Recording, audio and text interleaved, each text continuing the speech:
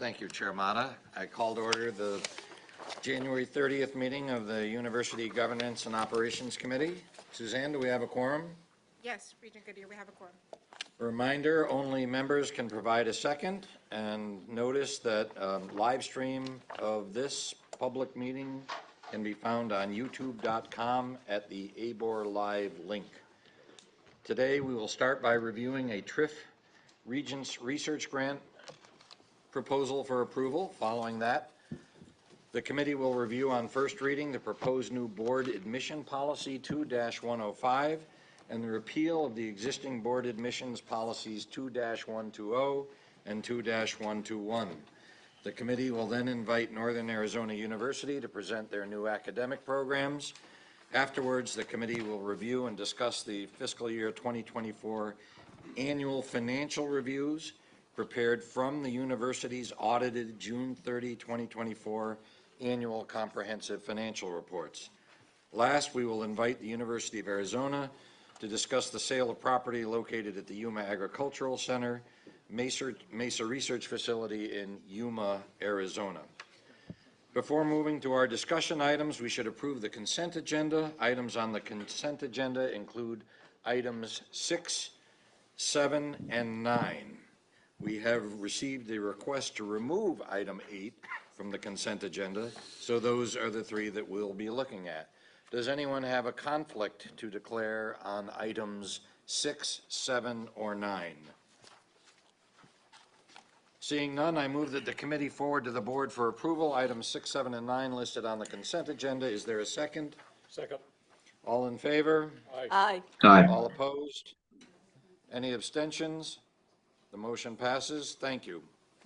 Our first item is a review of fiscal year 2025 TRIF Regents Research Grants recommendation. Brad Kendrick from the board will introduce this item. We are joined also by Major General Kerry Muhlenbach, the Adjutant General of Arizona and Director of the Arizona Department of Emergency and Military Affairs. Welcome, Major General.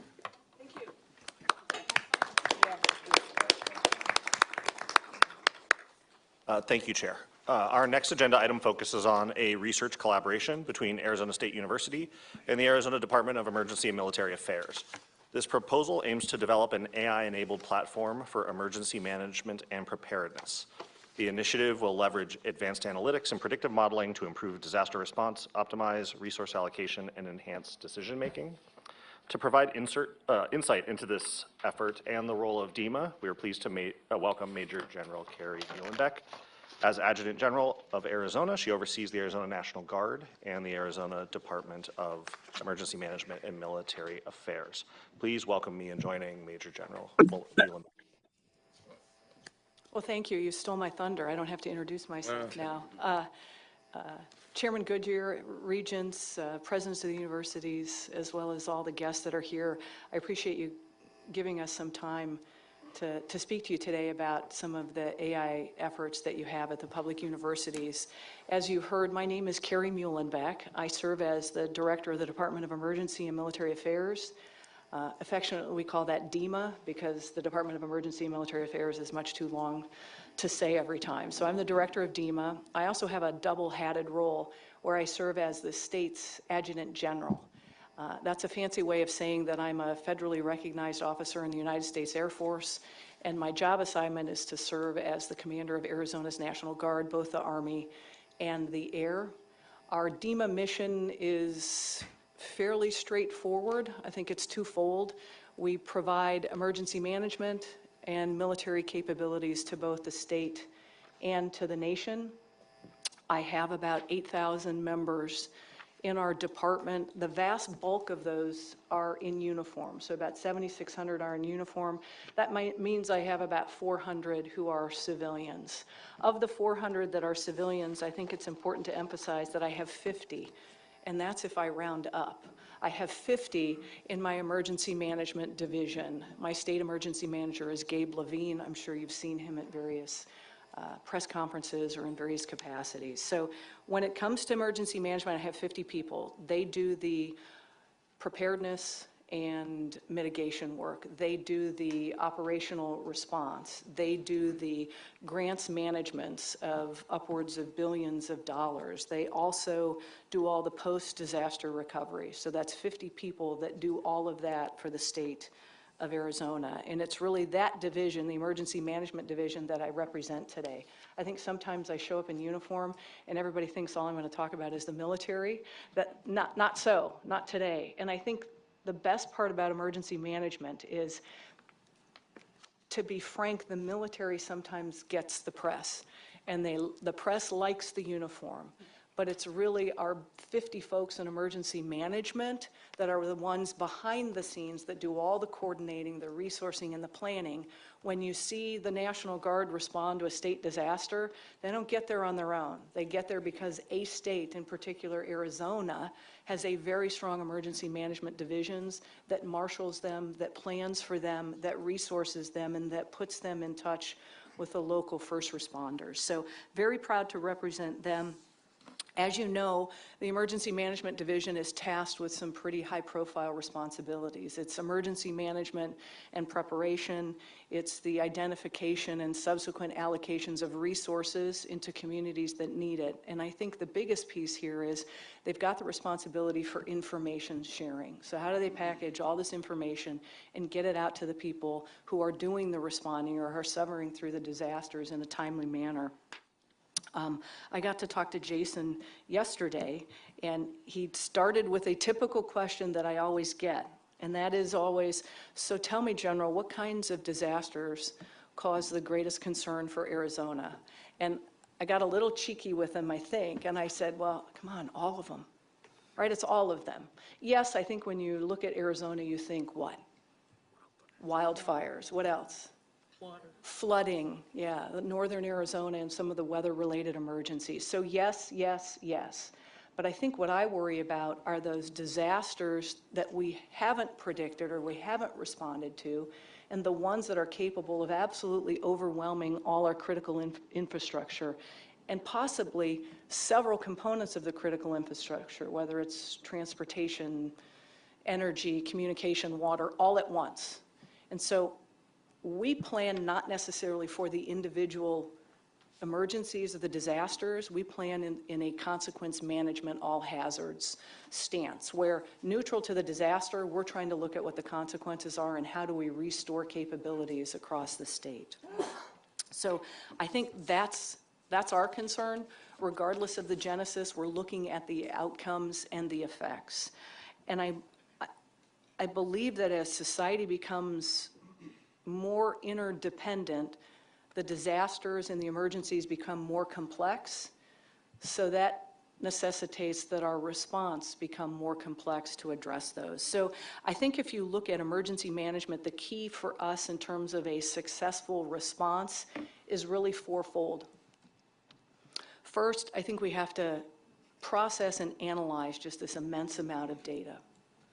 Secondly, we have to use the data to predict second and third order effects.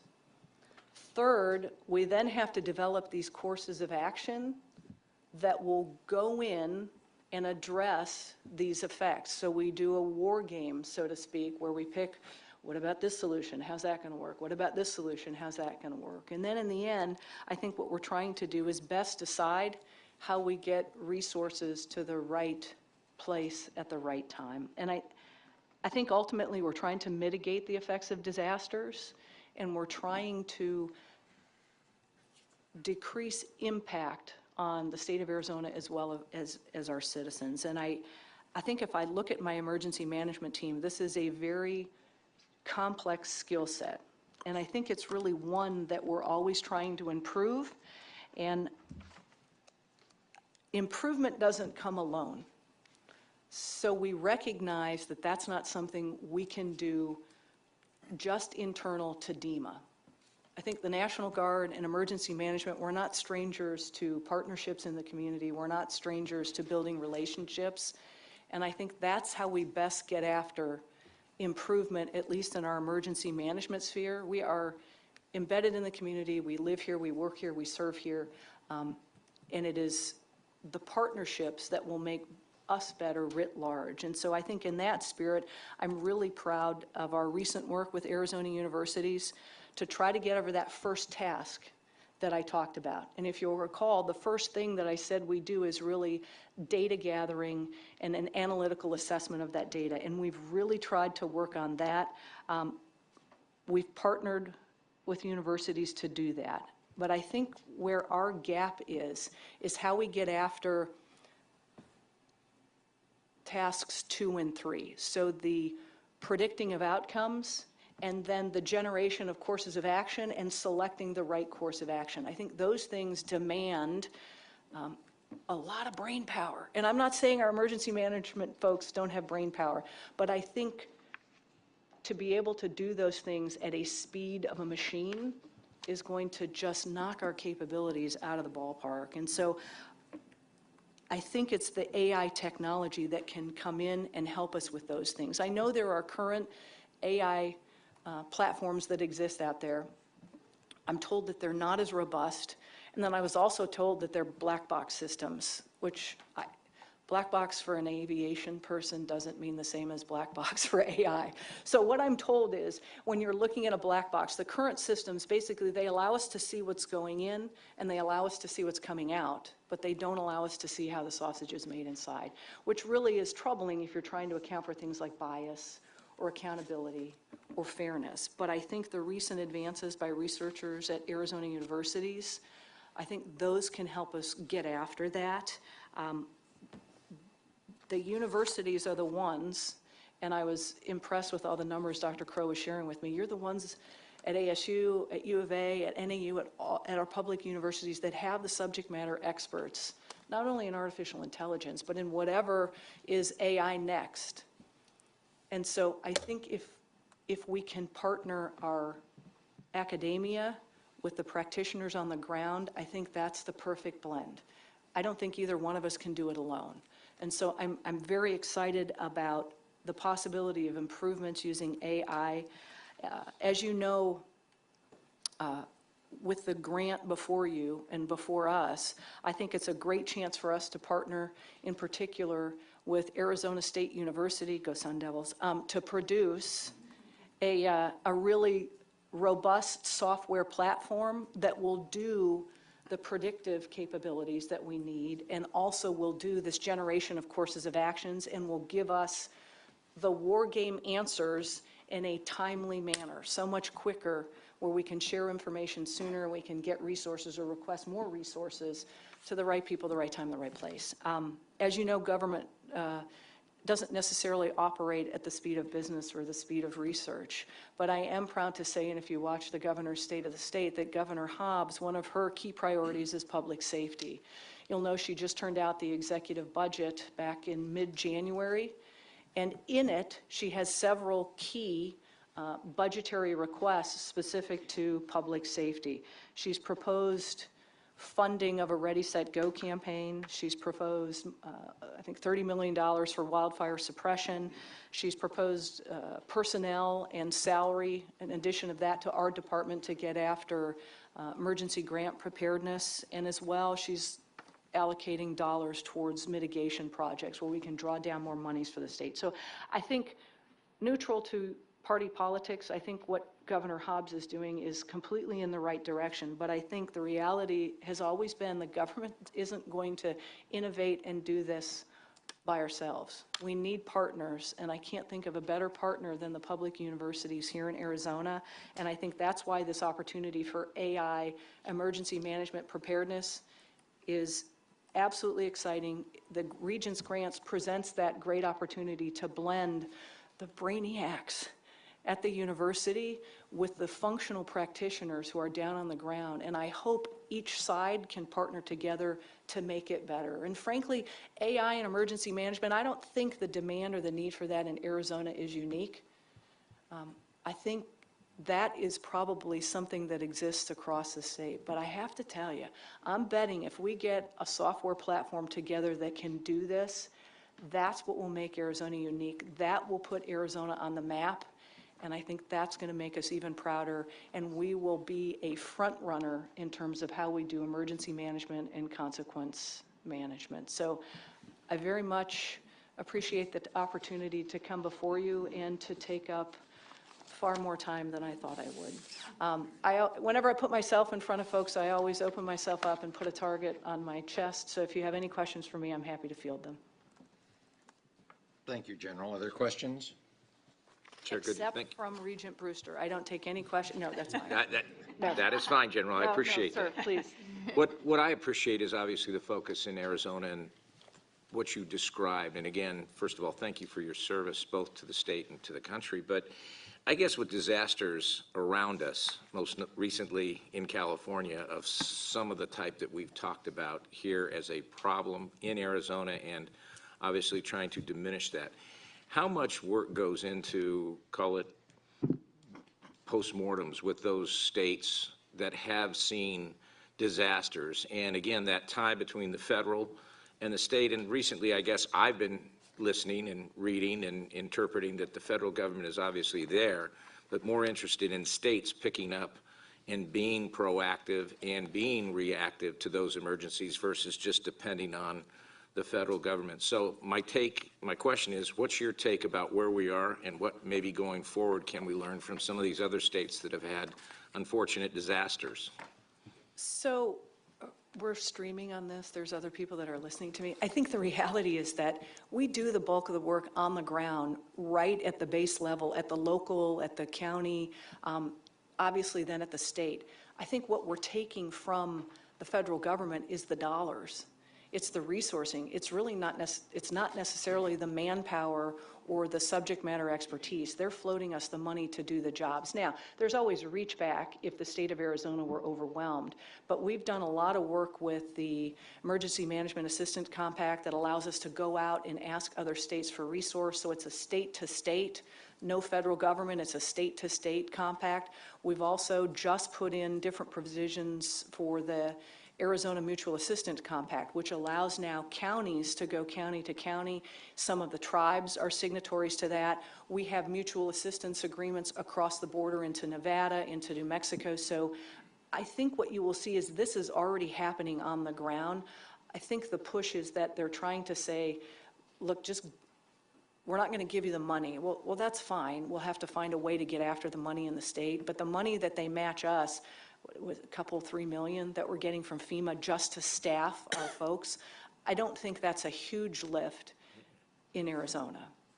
So that's happening. And I can guarantee you, there are plenty of hot washes that are going on. No, that's a bad pun. There are plenty of after-action reports that are going with the events in California, and consistently we're going back and forth. That will be an exercise for a future tabletop. It just will. And the idea is, yes, it's fire, but I think it's the broader overwhelming of all the critical infrastructure. And you'll note that California, they haven't reached out to other states. They haven't reached out to NORTHCOM, which is the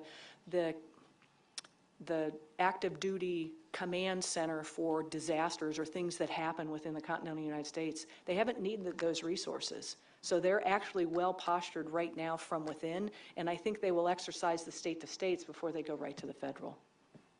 Thank you. You bet. Are there other questions?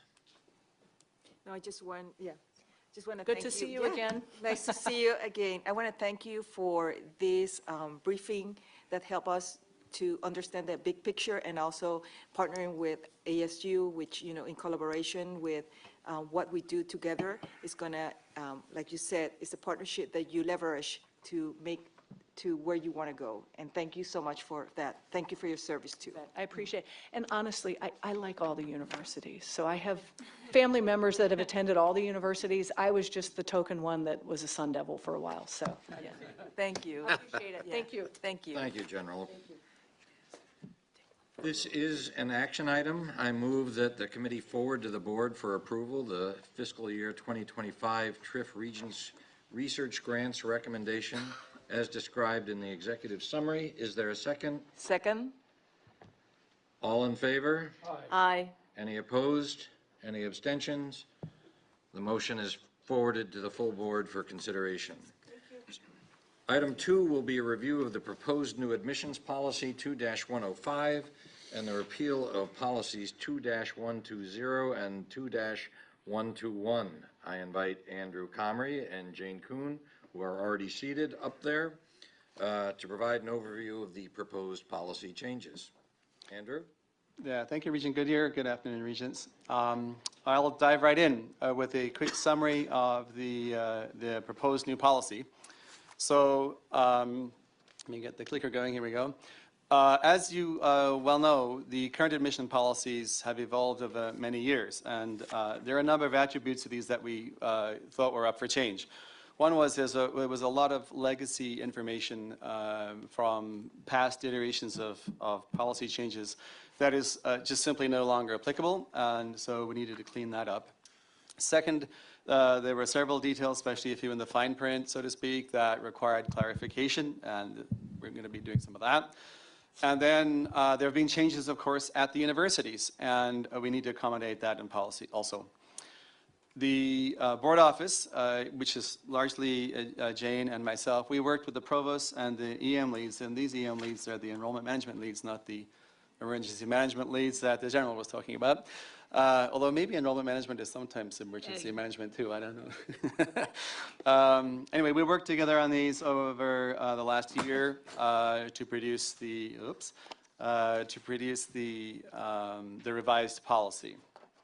Our aim here was to quite simply consolidate and update the admissions policy to address this short list of needs.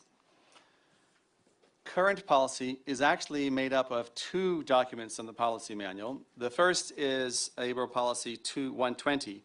It's a short, it's just a few bullets. It basically says there shall be admissions policies at the university, and universities should have policies about admission for Arizona residents. And it also delegates a whole slew of detailed decisions down to each university. The second one is Policy 121, undergraduate admission, which is where most of the action is. This is a long multi-page document and is really where most of the changes have happened. It's the one that spells out the many elements that pertain to undergraduate admission across all three universities. Things such as assured and delegated admission, the high school core competencies, and a good dozen or two fine print rules that pertain to admission. So these policies apply equally to all three universities. They are a one-size-fits-all set, but there are exceptions, and when we make them, they require a formal policy change. And you'll see one in a second. There is a two-tier admission structure laid out in the current policies. The first tier is what's known as assured admission. And that is, in short, a 3.0 high school GPA and 16 core courses that a student would take in high school. And in effect, these are preferred requirements, if you like, that signal that these will get you admitted to one of the state universities. And they represent the desired preparation of students. Then there's a second category of admission called delegated admission, meaning delegated to the universities, for which there is a minimum 2.5 high school GPA across 14 of the 16 core subjects. In effect, this is the actual minimum requirement, and there are many students admitted to all three universities in this category too. I want to point out the note in italics at the bottom that an admissions decision and this policy does not apply to financial aid. So being admitted and whatever financial aid you get are completely separate things, and this does not address financial aid at all. This is just admission status. What are those high school core competencies? Here's the short version of a table in blue and white that's also in the materials. Across 6 areas, 4 credits or high school years, in English, 4 in math, 3 in lab science, 2 in social sciences, 2 in second language, and then 1 in fine arts or continuing technical education. And that's the 16 total that are in the high school GPA average for assured admission. And then for delegated admission, there are 2 units that won't be looked at, possibly just 1, but up to 2. And those 2 unselected credits cannot be in the same core subject, or also can't be 1 each in math and lab science. And that's just to ensure an even spread over everything. So under current policy, we do make exceptions, and there is one notable exception out there right now, which is the NAU pilot admissions program. And this program recognizes NAU's access mission and enable them to expand their admission requirements. And what it does is it exempts NAU from the core competency requirement from fall of 23 on through fall of 2028. And what it did was, there were actually a 2-step process, but the net result was that the assured admission at NAU would be a 2.75 GPA over 14 courses, better signaling to the students what it would take to get in. So the reasons, there were several reasons, but the 2 most important reasons for that NAU pilot were, 1, to ensure broader access. As you can see, a fair number of Arizona high schools don't actually offer all those 16 core courses on site. And secondly, to provide clarity about assured admission, so to signal to students what it was that it would take to get into NAU. As it happened, NAU already admits about 95% of all the applicants with core GPAs between 2.75 and 3.0. So that's the one exception that is on the books right now. We have our policies. They're in our marvelous website in policy lingo. And as much as we love to think that the world reads all those policies, the reality is most people get their information about university admissions policies from the 3 university admissions websites. And it's a simple matter to search for those, and they come right up. And of course, each website steps students through what their requirements are, if they're a first-year student, a transfer student, or various other combinations as well. So that's where most people get their information, and it will continue to be where most people get their information about how to apply to the universities.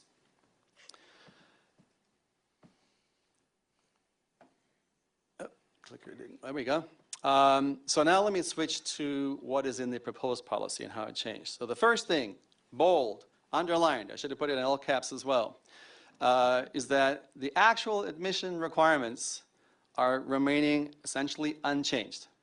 All right, we're talking about essentially streamlining some of the bureaucratic details behind those requirements, but the actual requirements from the student perspective are going to be unchanged. They are what they are. They will continue as if nothing changed, essentially. So it's really about the streamlining part of this that we're talking about today. All right, waiting for this to catch up. Here we go. So what does the new version do? It first of all takes those 2 documents and collapses them into 1. That's just to keep things simple and have ease of reference in 1 document.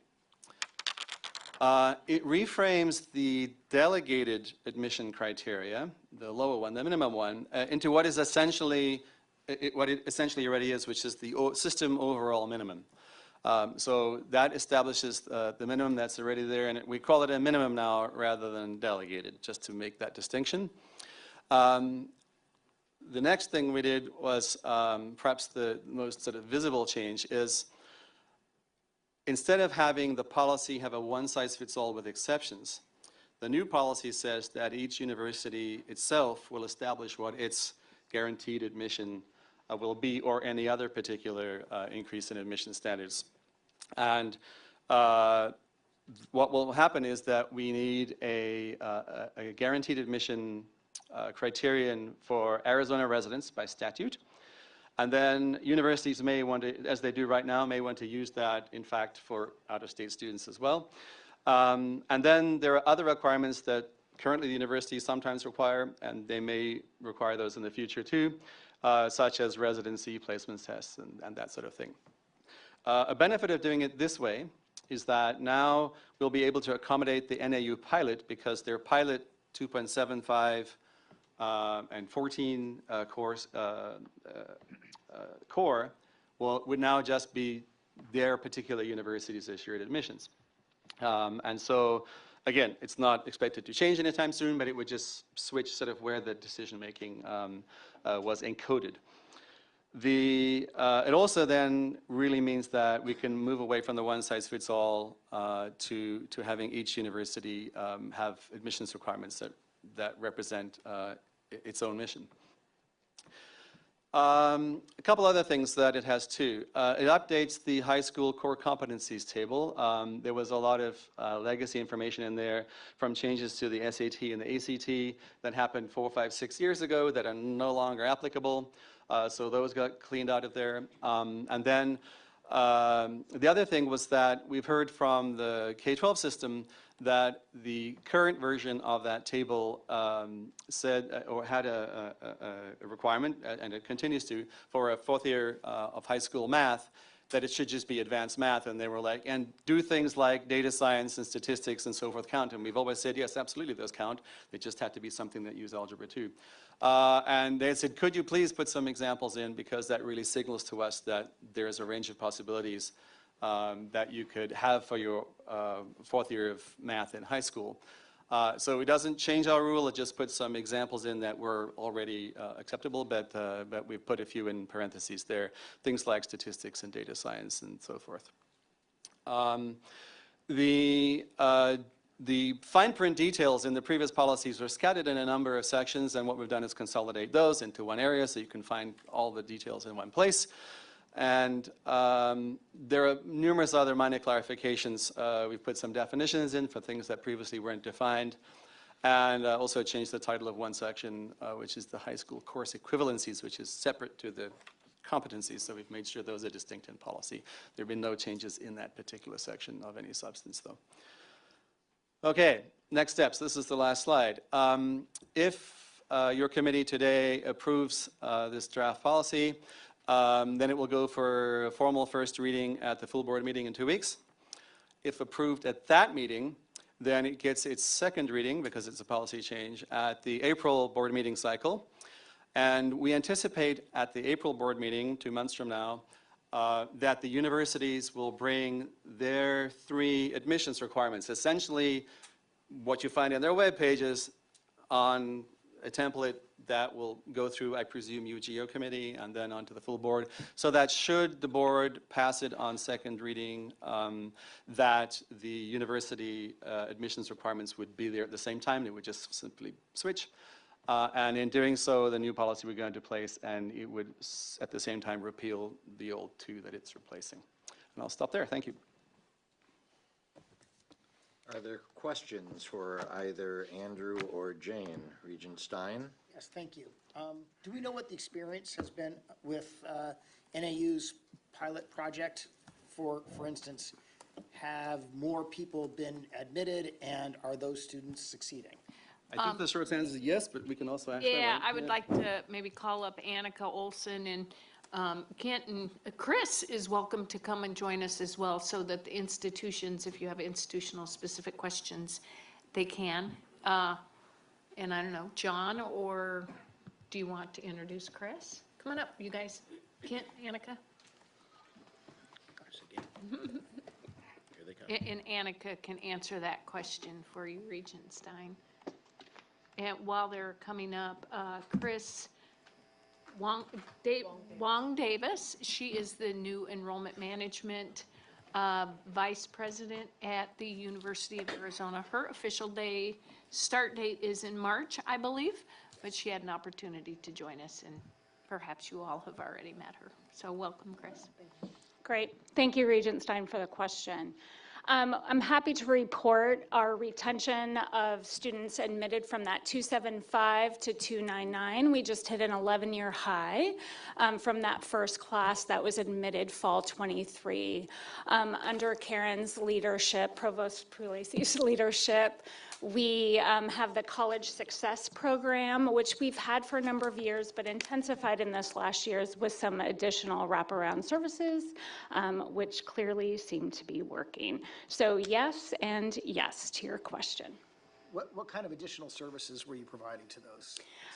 There are some special supports with our advising team that is especially assigned to those students, as well as some peer mentorship support as well, and some smaller class sizes where there's different enrollment there.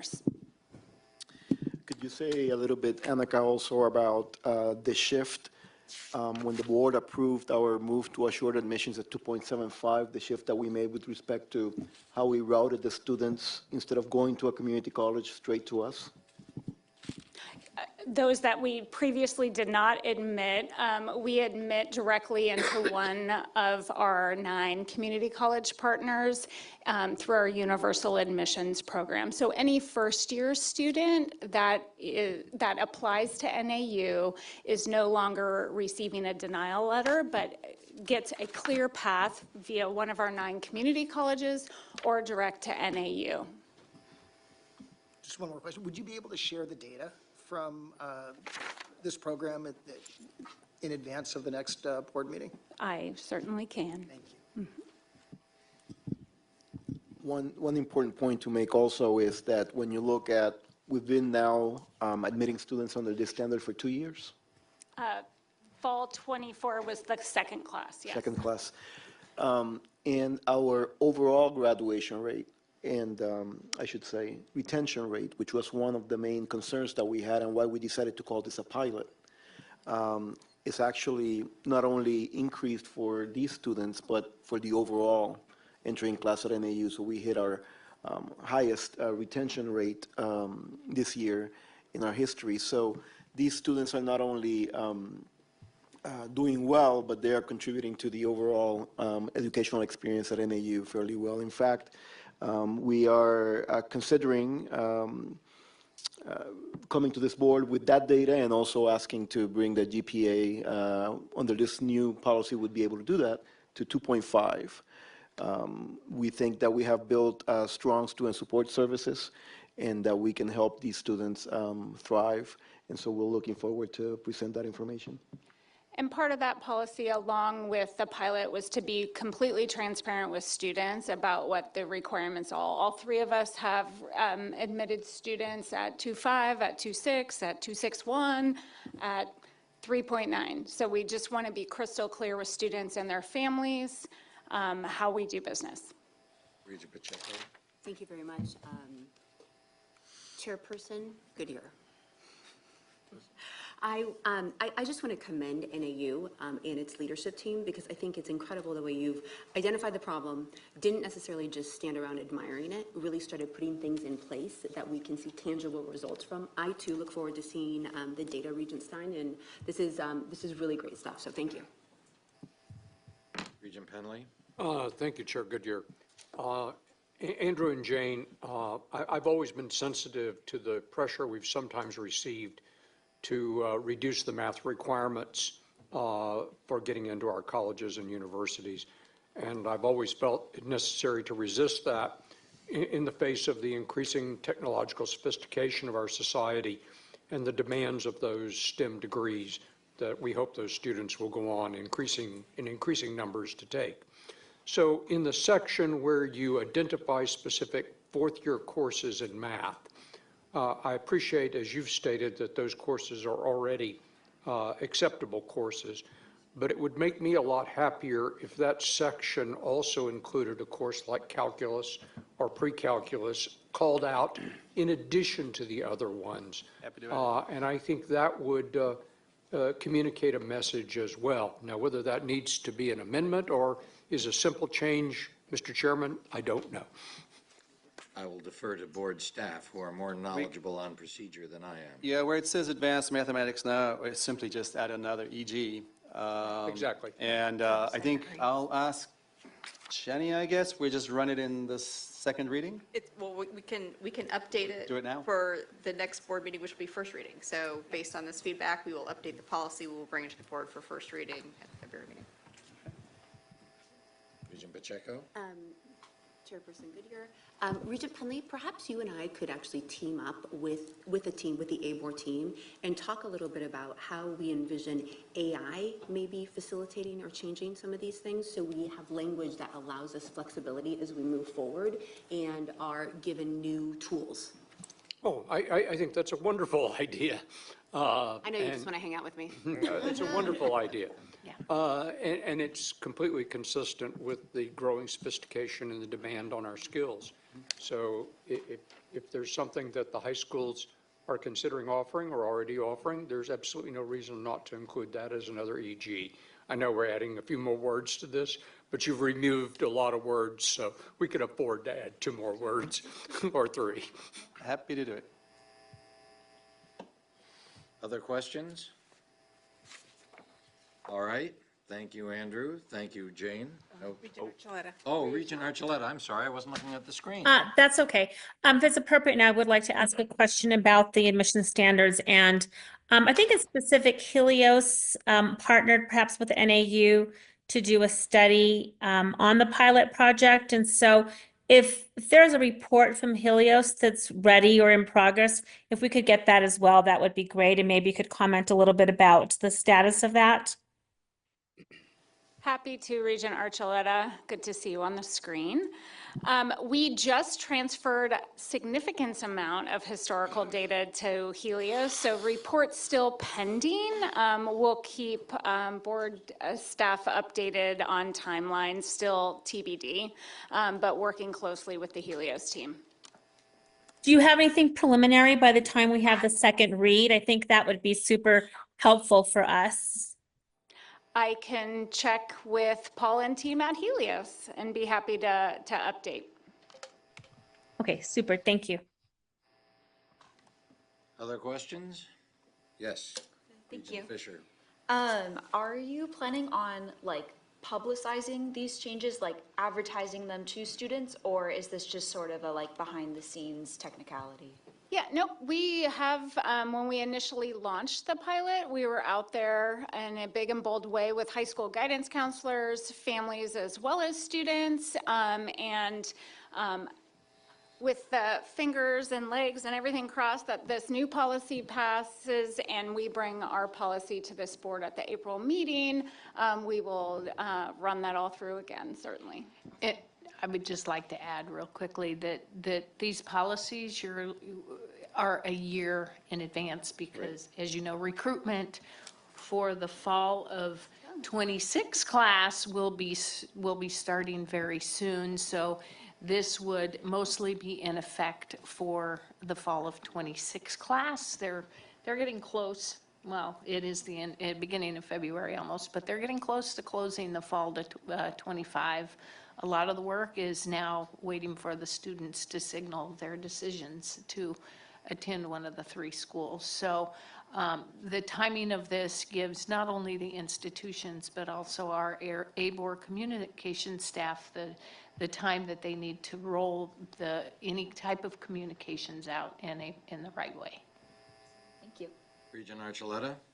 Yeah, thank you. I did want to follow up on the calculus or pre-calculus requirement. So are we saying that's just one of the potential offerings of the advanced mathematics, or are we saying that pre-calculus or calculus would need to be required? Because I'm concerned about, rural schools don't always have the capacity to offer that level of mathematics. And I see the admission standards as widening, the number of students, encouraging more students to come to the university, as opposed to making it more exclusive. And so I'm concerned about if we were to have that as an absolute requirement.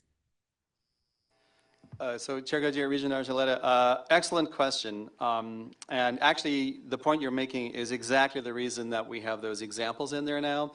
So students follow multiple pathways on their way to universities, as the enrollment managers will tell you, including those who are super well prepared in STEM and in might even take AP Calc, for example, in high school. But frankly, there are students for whom their chosen career is not going to involve calculus, And they have other pathways too. Statistics would be a really widely used one, for example, if you're going to go into life sciences or business for that matter. So the idea of having these options creates pathways for the students even in their high school mathematics career. The idea is, though, that they should all at least require Algebra 2. That's why these are all fourth-year high school math courses. And those are just examples of courses. There's a long list of math courses that require Algebra 2 as the prerequisite for them, so. But calculus is not required per se. Yeah. Okay, thank you. Regent Penley? Thank you. And I think that's a good clarification, I believe, Andrew, that you just provided about that. It's important to do that a student take some course in the fourth year of high school. The research is very clear. Students who take a fourth course in math are better prepared when they get to college than those who stop taking courses in math at their junior year and don't take anything for up to 15 months before they arrive in college, and sometimes more than 15 months if they delay the mathematics once they arrive. And not only that, we actually have a sentence in there that says exactly what you just said. And I read it. Students are strongly encouraged. That sentence is a very good sentence. Yeah, it was in the previous policy too. And I think the state Department of Ed requires a fourth year of math for high school graduation, so, yeah. President Cruz Rivera, you will have the final word The before we final vote. word. Okay, thank you so much for the opportunity. Really just want to put on the table the Helios assessment that Regent Archuleta mentioned and that Annika commented on, just to bring the board back to when it approved the changes for NAU's admissions policy. So there were two big things that we did. One was that we said if you graduate from the state of high school in the state of Arizona, right, and you have the 2.75 GPA, you're assured admission. So the graduating from the state of Arizona high school piece really spoke to the 14 core courses versus 16. So we ensured that the 18% of high schools that did not offer the 16 core courses who were requiring, those students knew they had a path. Now, when Helios comes in, it's really because not of the GPA concern, it was about what happens for, how do students that only have 14 of the previous 16, how do they fare, right? There was a concern that we were lowering standards, quote unquote. And of course, we had committed at NAU that we would, based on the majors that the students were pursuing, that we would ensure that they would have the support they needed to be successful, regardless of whether or not they had those 2 extra core classes. And so the study that Helios is doing is just really a deep dive on sort of the course, the courses that the students had when they came in versus the students in the past that had all 16, to try to see what we can learn from that. So it's a little bit different than the GPA standard, and so I just wanted to point that out. President Cruz Rivera, I misled you. President Crow will have the final. He always gets the last one. Thank you, Mr. Chairman. I just have points of information. So first, to Regent Archuleta's question framing, a student not able to complete certain math requirements within the institution, not specific to the math itself per se, but to the triggering of the way in which the math enables the learner to learn about complex things like solving for unknowns or thinking in 3 dimensions. Let's just take algebra. If you cannot complete successfully college-level math, the college-level math that we require with a better than a C, your chance of graduating from the institution successfully is reduced dramatically. How does that change with an AI tutor? How does that change with It will change. It will change dramatically. Okay. And that's my second point. And then also, just for the Regent's point of information benefit, so all of the courses required to enter into the university, all of them are offered by ASU online, all of them, available at either no cost or very limited cost, but essentially no cost to any high school student in Arizona, either through their high school or just through their laptop. There's no reason for any school, any person, anywhere not to have access to these, other than, in the case of the schools, stubborn obstinance, which is preventing them from actually accepting the work of someone else that's built these kinds of materials, like the team here, or just, they just don't want to do it. And each of those courses, to Regent Pacheco's point, at least the critical courses, have intelligent tutors, not quite AI systems, but soon, intelligent tutors attached to those courses with very high levels of success. So all of the solutions are here. The solution is not minimizing the standards. The solution is finding ways to get the students to hook up with the right materials. Thank you, President Crow. I move that the committee forward to the board for first reading the proposed new ABOR admission policy 2-105 with EGs inserted, and repeal of existing ABOR admission policies 2-120 establishment of admissions requirements and board policy 2-121 undergraduate admission as described in the executive summary. Is there a second? Second. All in favor? Aye. Any opposed? Any abstention? The motion will be forwarded. Thank you, Andrew and Jane. We are always for things that simplify, update, and make more user-friendly ABOR policies. The next item is a package of new academic programs that have been proposed by NAU. I'll invite Provost Karen Pugliese to present this item. Hustle, Karen. Hustle, hustle. I don't have a brace on anymore, but I still have some stiffness after I'm sitting. He's such a driver, that driver. Safety first. She's out of the boot. All right, so thank you. Chair Goodyear, Regents, I'm really pleased to be here today to share with you requests that we're making to you to introduce some new academic programs to our portfolio at Northern Arizona University.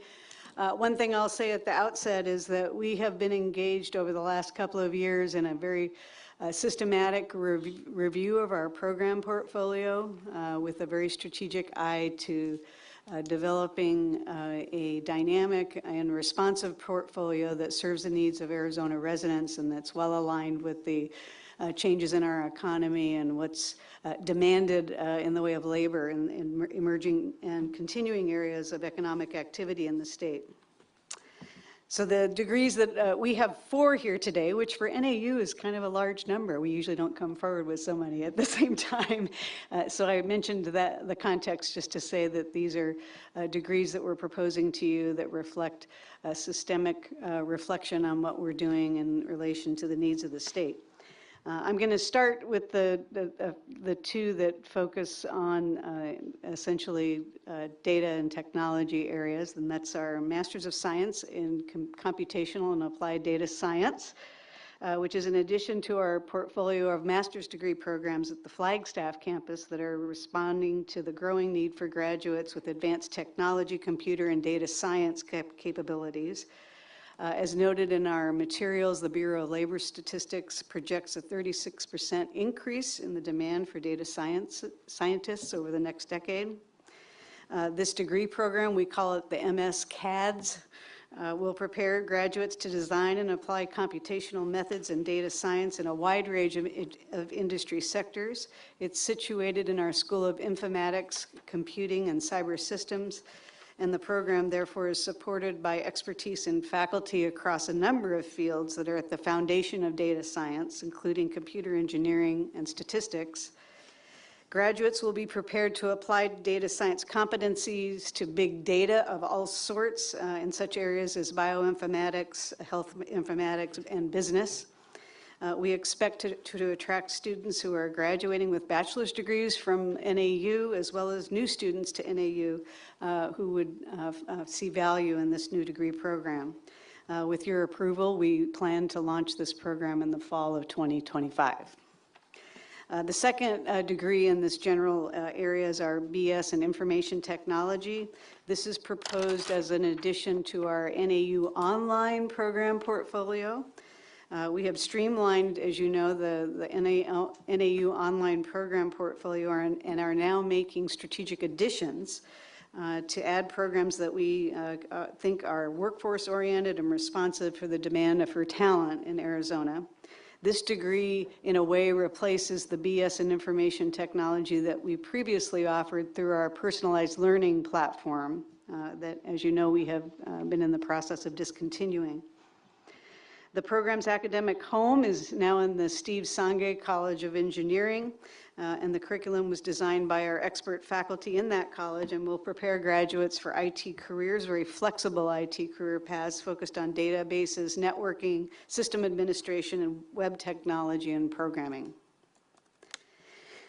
I want to spend a little bit more time sharing information with you about the next 2 degree programs that we propose because they represent a distinctive addition to the NAU program portfolio in the context of the Arizona universities.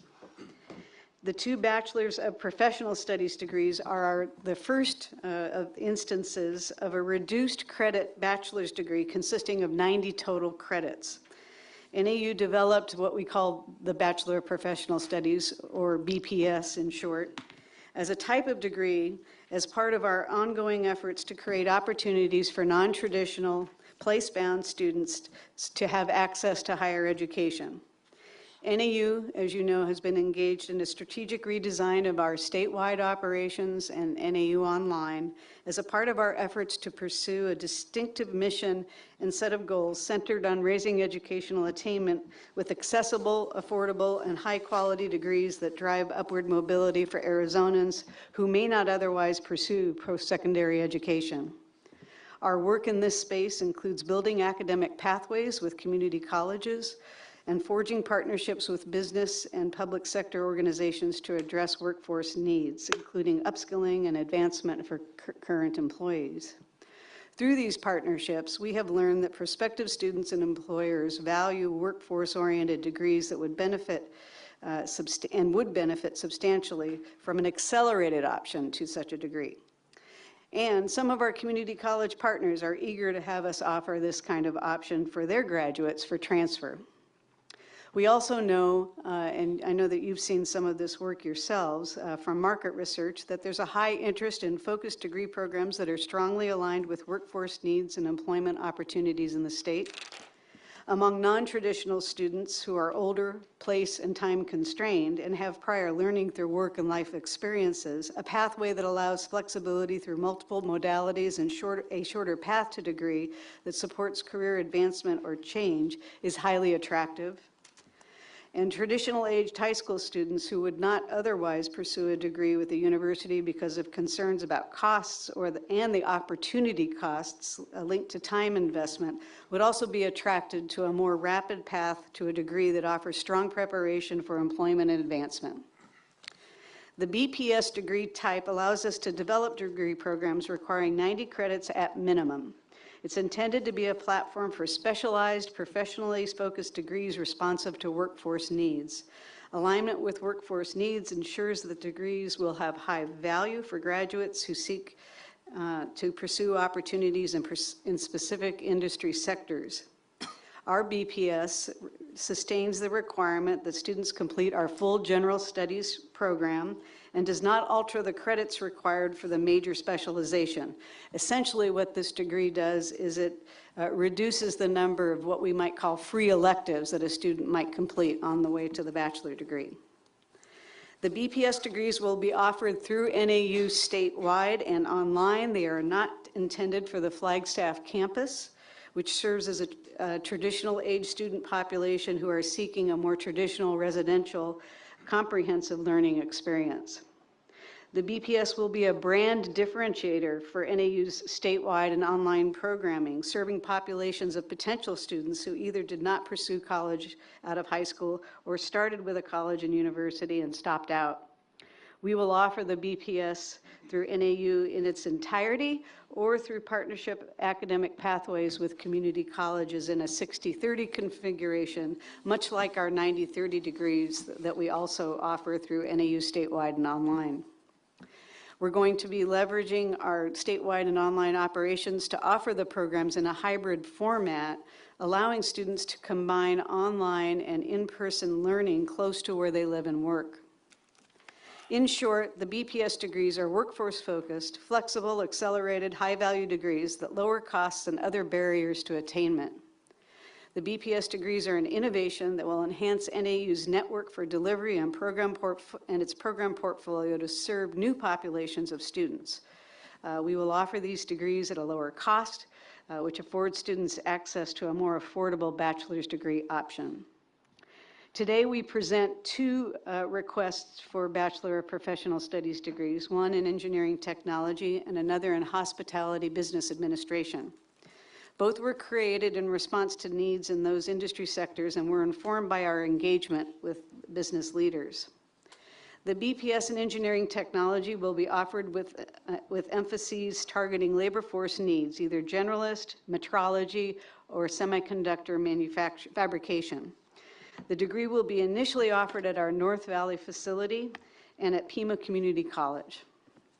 The North Valley site will support the metrology and semiconductor fabrication emphases, and a grant from the Arizona Commerce Authority provided resources for us to create a laboratory at the North Valley facility that will be used for both workforce training and for the BPS in Engineering Technology. The ACA grant also enables us to put in place an advanced lab at the Flagstaff campus that will be available for additional specialized immersive training. The leadership of the Sanghi College of Engineering is confident that the BPS in Engineering Technology will secure ABET accreditation, which is the gold standard accreditation for engineering programs. The BPS in Hospitality Business Administration addresses the need for managerial expertise in the hospitality industry and the strong interest in an accelerated pathway for advancement among those already working in the hospitality sector. We will offer this degree in fall 2025, if you approve, at our Mesa Workforce Development Center in conjunction with specialized workforce certifications. Our School of Hotel and Restaurant Management has strong and extensive connections with the hospitality industry in Arizona. They report enthusiastic interest from industry leaders in this BPS degree. I hope you will see evident in the two programs proposals that we put forward to you today using this new BPS platform, the strong alignment of learning outcomes, concepts and competencies with what is requisite for entry and advancement in hospitality and manufacturing-oriented engineering careers. This is the expectation of all degree programs at NAU as part of our 100% Career Ready initiative. These degrees will be subject to our general protocol of ongoing learning outcome assessment and periodic in-depth program reviews that involve external consultants and a university curriculum committee review of evidence of the learning and other indicators of quality and impact of our programs. We expect to develop additional BPS programs in healthcare administration and likely additional health-related areas such as rehabilitation science. Following your approval, we'll initiate the process to gain approval from the Higher Learning Commission for NAU to offer the BPS degree. Their evaluation will involve peer reviewers who will examine the curricula and conduct a site visit to assess our capacity to ensure quality and value of these degrees. I'm happy to answer any of your questions you might have. Thank you. I see Chair Mata is itching, has Okay, many No, questions. I'm just going to make it short.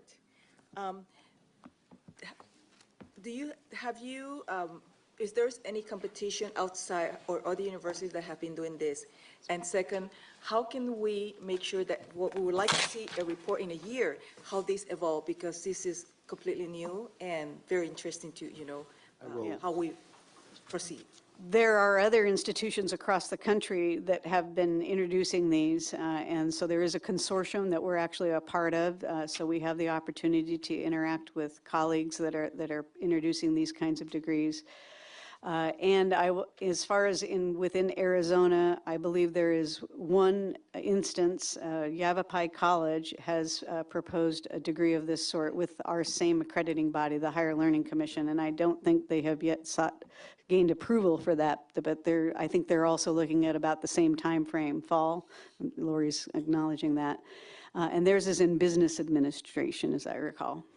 Thank you. So we would be distinctive in the public university sector and, and we're proposing degrees that have, I would say, a more specialized focus within particular industry areas, in this case, hospitality and electronics and related manufacturing. Thank you. So I would like to see how this will evolve in 1 year so that we can follow on how the results are coming. Yeah, thank you. Regent Fisher. Thank you, Chair. First of all, as an NAU student, I commend you for your commitment to accessibility, and it's very apparent on NAU campus how much you guys care about students being able to attain degrees.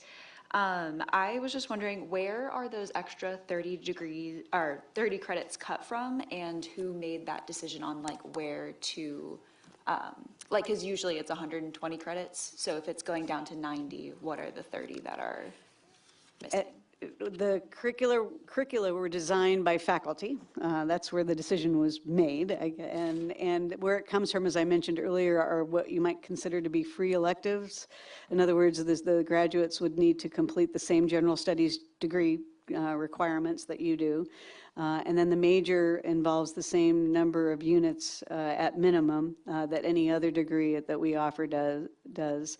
And then it puts greater limits on the other free choices that a student might make to take courses in areas that are may either involve pursuit of a minor or, just enrichment courses and things that might be way outside of a person's, main area of interest. Again, these are degrees that we think will serve older students that are already started in their careers. They're likely to be far more focused with life experience and work experience. They may not have the same interest in exploration of other areas. That, of course, a student could go ahead and take those, but what would be required for the baccalaureate degree, this particular baccalaureate degree, would only be 90 credits. Thank you. Regent Brewster? Chair Goodyear, I know we're in a new strata provost of creation, and I also understand from your positioning, these are kind of, focused in a couple of areas right now.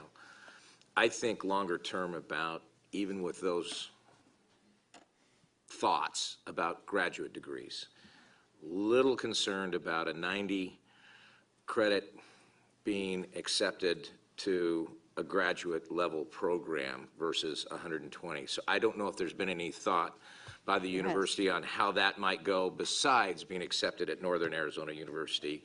How might that play out elsewhere, outside the state? Well, we already do accept 3-year or reduced credit bachelor's degrees, and those come from European universities, where that's the typical configuration.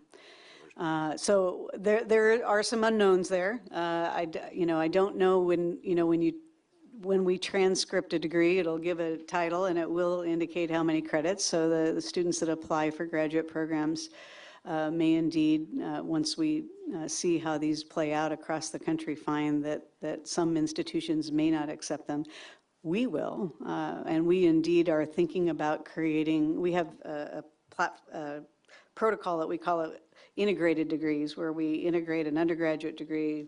Looks like you're familiar with them, with graduate degrees that allow us to essentially combine the last year of a baccalaureate program with the first year of a master's level program. We've created those in a number of areas, and we expect to be able to create those for these degrees with select master's level degrees at NAU. And at this point, I think that's all I could say with certainty. There is an aspect of this that's unknown. Okay, thank you. This is an action item. I move that the committee forward to the board for, Regent Stein, I'm sorry. Will the cost differentiation result solely from the fact that it's a 90 unit? Yes, at this point, yes. The tuition rates are set for our modalities. And so do you intend to market it as a lower cost option? Yes, without creating the impression that we're charging a different tuition rate. We haven't developed our marketing strategy for that yet. I'm looking over at my colleague, Annika. I'll defer to the experts around that. But yes, we do see it as a more affordable option for the reason that it is accelerated. It involves fewer credits, less time, and the flexibility of it, of where, both the fact that we're offering it in metropolitan areas where there's more population, and that it can involve blending online and in-person learning, will mean that students can pursue that in combination with the other things that they're already doing, probably to make a living by working, and then remain at their own home instead of having to, say, relocate and live in Flagstaff in order to pursue a degree in engineering. And so you intend to offer this now at outside of Flagstaff. Correct. Is your plan to also make it available in Flagstaff at some point? Not in the near term. We're really thinking of it as a distinctive offering that we would field through online and statewide, the more extensive modalities that NAU has that serves populations throughout the state of Arizona and not in Flagstaff. Flagstaff retains a distinctive brand as the traditional, comprehensive residential learning experience and serves primarily traditional age students coming right out of high school or close to that. So those are students that have a different set of needs, they have a different set of interests, they're looking for, not just an academic pathway, but really a pathway for their own development as human beings, right? And for an experience that will facilitate their maturation, and that's a different sort of set of expectations and things that we offer to students in that sector. Do you have goals or expectations on numbers of people who will participate in the BPS programs? Good question. At this point, I have a projection for one of these. The folks that are involved with the creation of the Mesa Workforce Development Center have given me a very concrete projection that they expect that we'll have 45 students in that program, again, pending your approval, in the fall. I don't have that kind of projection yet for the engineering technology, but our North Valley facility, of course, is located very closely to where there's a lot of activity in that semiconductor fabrication area. We already have a partnership with TSMC to offer an apprenticeship program there. So we are optimistic that that will be a high demand program. And so that would be 45 new students. Yes, we're not shifting students around. These are very different students than those that we already serve, yes. Terrific. This is an action item. I move that the committee forward to the board for approval Northern Arizona University's new academic program requests effective in the 25-26 catalog year as described in the executive summary. Is there a second? Second. All in favor? Aye. Any opposed? Any abstentions? Thank you, Provost Pugliese.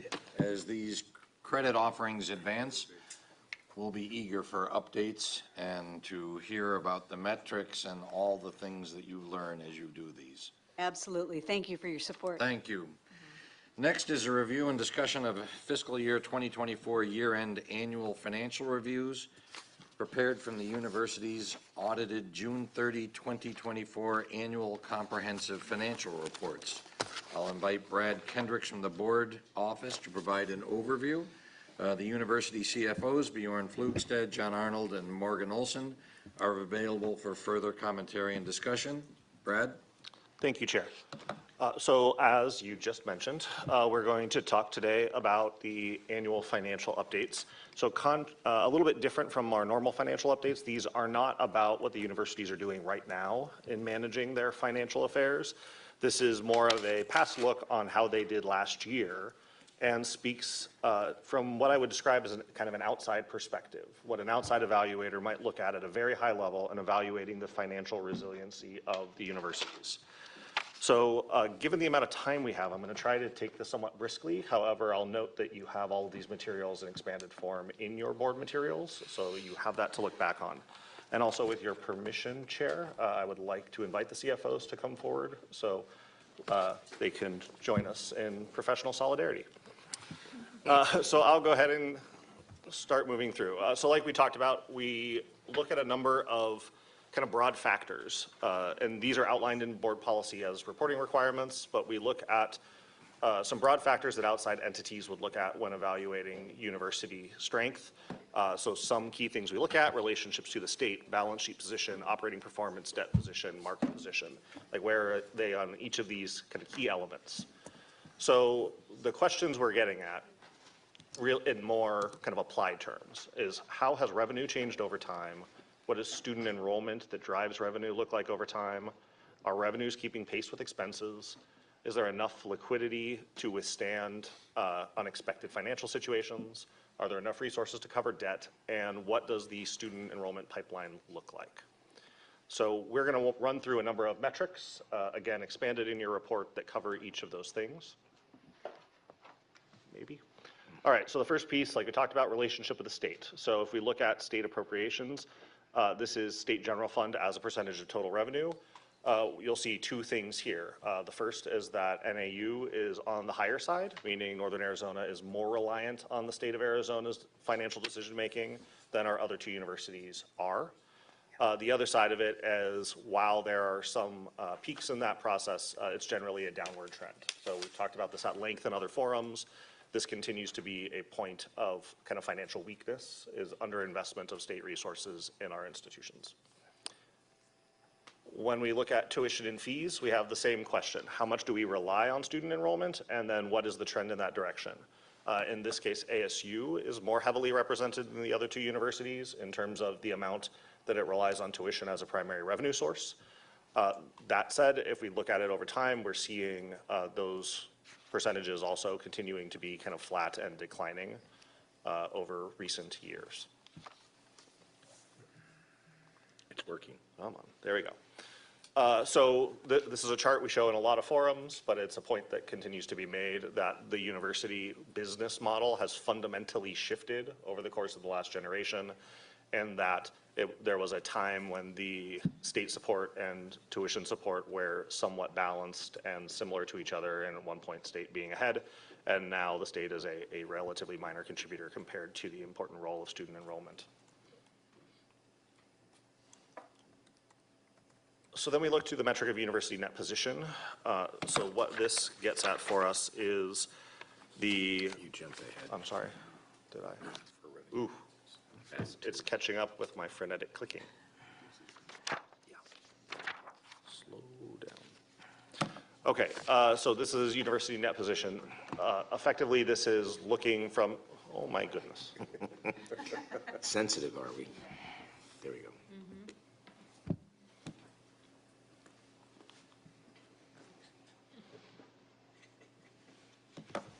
Net position. So what this is just a general statement about the university's ability to manage its cost over time. Each of the universities are showing kind of flat to increasing contributions to net position. So what that means is, from an accounting perspective, fully accrued, they're more valuable at the end of this year than they were last year. So it speaks to general good fiscal management. Kind of stick to that. For E&G expenses, this is usually the metric that we use to describe kind of the overall teaching and learning mission of the university and how much holy mackerel. Can't be trusted. The costs that the university faces when trying to pursue its mission. So these are core costs per FTE. Each of the universities has been increasing, but that is somewhat to be expected just with the natural increase in costs of doing business, especially in an inflationary environment.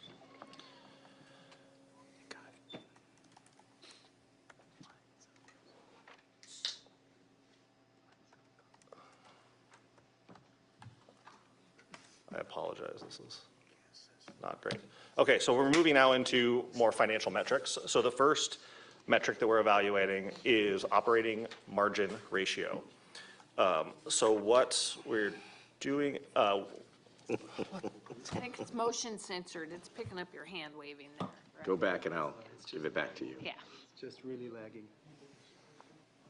Just say next slide, he'll really point. I would love the opportunity.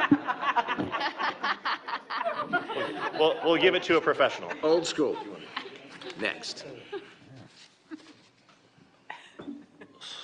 We need to go back like 5 slides. Just said, welcome to AI.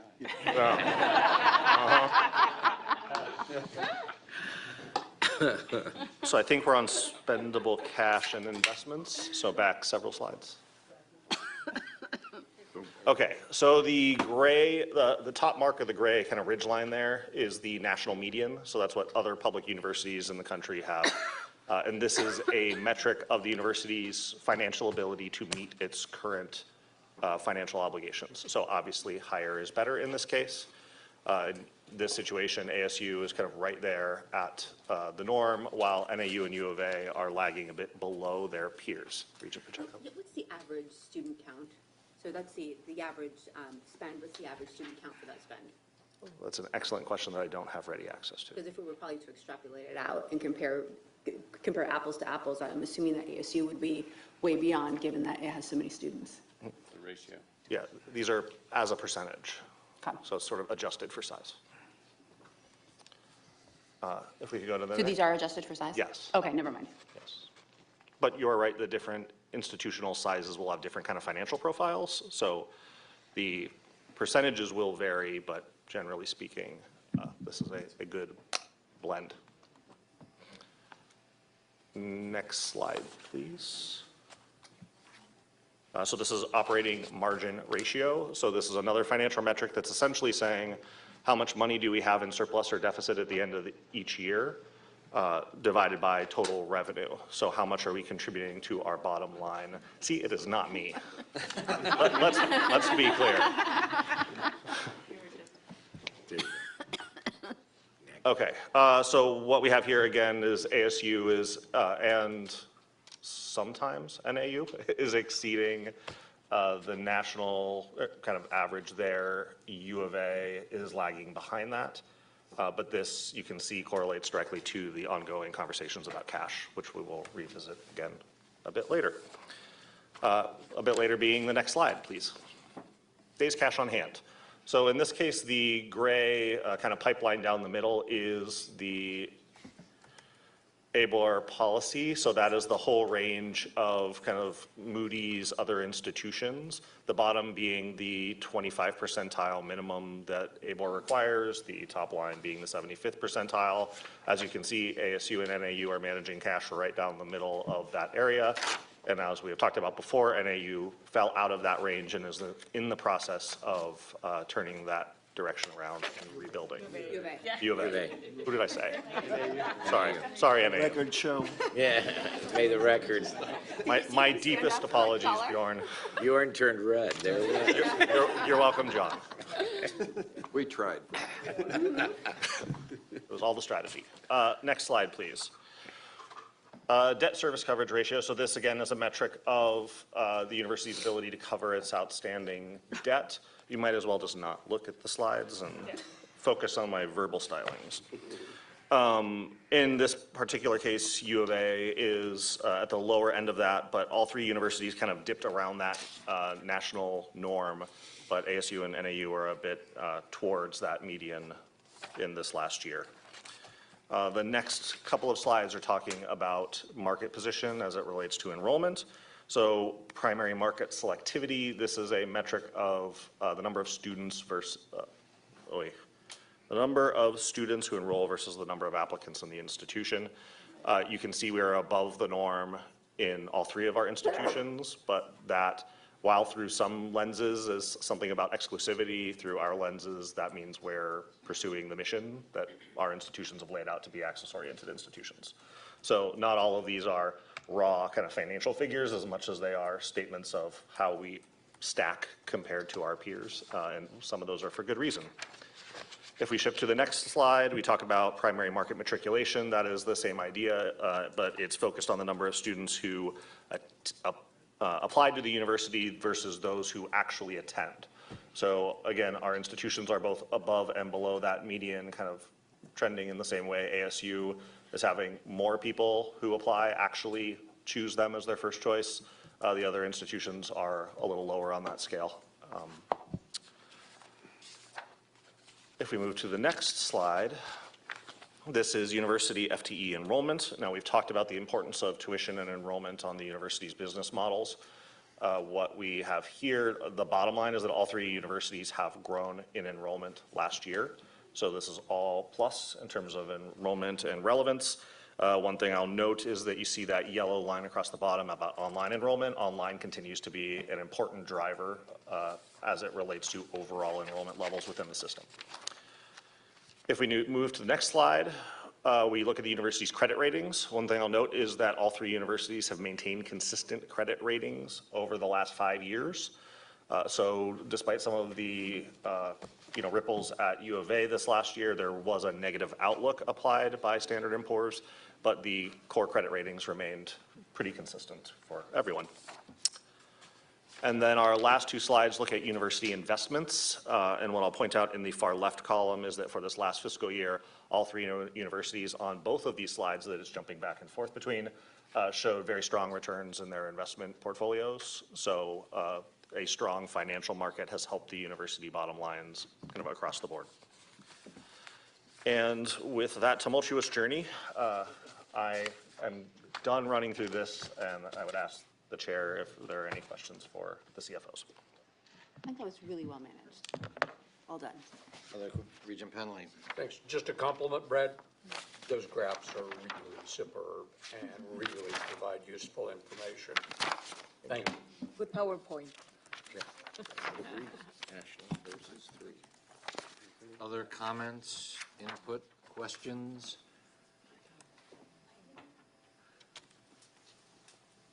This is for discussion only and does not require board action. We look forward to receiving the university's second quarter financial reports in the coming weeks. Thank you. Our final item for discussion is U of A's sale of property located at the Yuma Agricultural Center Mesa Research Facility in Yuma, Arizona. I'll invite John Arnold to stay seated and present this item. John? Thank you, sir. We have, for the last several months, we've been working with Yuma County to sell a small parcel that's part of our cooperative extension work to the county. The county is going to build an office building on that parcel, and then will give us space in that building for the cooperative extension office. So this is a win-win both for us and the county. We are asking for a couple of exemptions, and that's why it's on the agenda today. The value of the property is only $220,000, but there was a little administrative hiccup in the process, and so the appraisals that we did expire. Further, we're not going out through a public process on this. This was a direct negotiation with the county. They are paying the appraised rate. The appraisal's just a little outdated. We're just outside that 6-month window that's required by board policy. That'll take any questions. Are there questions related to the sale of this property? This is an action item. I move that the committee forward to the board for approval the sale of approximately 2 acres of vacant land located at the Mesa Research Facility near the intersection of West County 15th Street and Avenue A, Yuma, Arizona, to the County of Yuma, a subdivision of the state of Arizona, including waiver of ABOR policy requirements that certain real property be sold with a licensed broker or at public auction, and that an appraisal to be obtained within 6 months of board action as described in the executive summary. Is there a second? Second. All in favor? Aye. Any opposed? Any abstentions? John, well done. You have helped get me a little closer to being back on track. Much appreciated. Our final item is U of A's request for a new academic programs, which is previously listed on the consent agenda. The University of Arizona has requested that the Bachelor of Science Integrated Business and Engineering be removed from the agenda at this time to make revisions. So our action today will focus on the other 4 programs. I will invite Provost Ron Marks to present this item.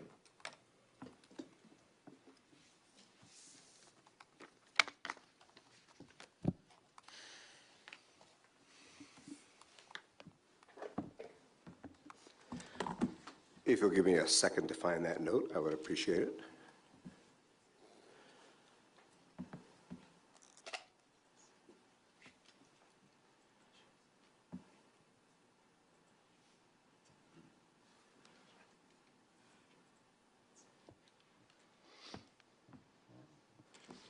The U of A requests the approval of 4 new undergraduate degrees and 3 new undergraduate degrees and 1 graduate degree. One is in medical pharmacology and toxicology, offered by the College of Medicine. Our Innovative College of Medicine offers undergraduate degrees in physiology and an undergraduate degree in medicine. This is a new degree that focuses on the intersection of toxicology and pharmacology. The goal is to produce graduates who can work in the pharmaceutical industry. These are not people who will go on to develop pharmacology, but to work in the industry as sales reps and in the business sector. We also, in the College of Business, are requesting a degree in public relations. We don't currently have that degree. This is an area that we believe that the state and the region has a need for new professionals in. We have 2 graduate degrees, one in school counseling. We already have had a school counseling degree for many, many years.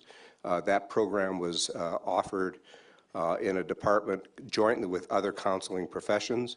Our school counselors, however, felt that they needed to specialize more in the content of school counseling, and so we've disestablished the school counseling degree in that old program and are requesting this new program in a new department. It actually happens to be my department, educational psychology.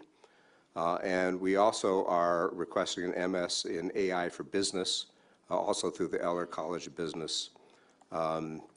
We've been talking a lot about AI this meeting. All of us are interested in this field, and we believe that specialists in the business world to not so much develop AI, but to use to apply applications of AI in business and to use them for business practices. So those are the 4 degrees that we're proposing. Thank you, Provost Marks. Are there questions? Comments? You're off the hook. This is an action item. I move that the committee forward to the board for approval of the University of Arizona's request for new academic programs, excluding the request for the Bachelor of Science Integrated Business and Engineering program as described in the executive summary. Is there a second? Second. Thank you. Sorry. All those in favor? Aye. Any opposed? Any abstentions? Well done. Thank you, sir. This concludes the University Governance and Operations Committee meeting. Thank you all for participating. We are adjourned.